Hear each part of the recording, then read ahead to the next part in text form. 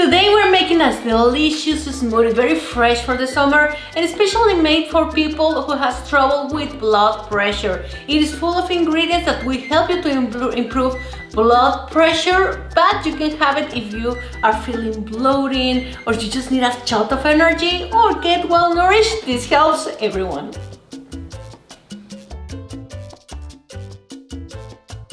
Hi, welcome to Los Recetas de Laura. I'm so happy to have you here where I teach you how to cook delicioso, and I love to make smoothies, especially during the summer days that we really enjoy here in Chicago after a very long winter. And for this recipe, you will need 1/3 of a cucumber, 1 piece of celery, just one stick of celery, a small piece of ginger.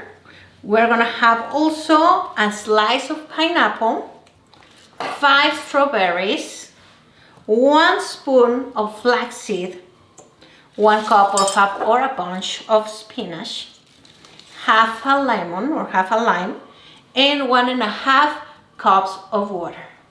We are gonna add over here the bunch of spinach. It can be baby spinach, and just bring it all with the sticks and everything.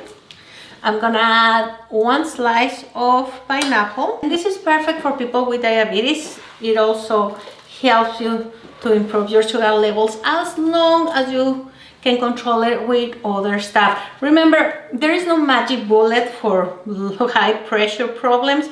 You need to make a few changes in your life, like starting walking can help you a lot. Eating lean proteins can also help you, not consuming that much salt. So it's not like a magic smoothie that is gonna help you, but if you're taking all the steps, it's definitely gonna improve. Okay, so I'm having over here the strawberries. I'm also gonna add 1/3 of a cucumber. Okay, we're gonna add the celery. I have the flax seeds over here, and I'm just gonna put the lime. A small piece of ginger. All set. Let's liquefy until pulverized.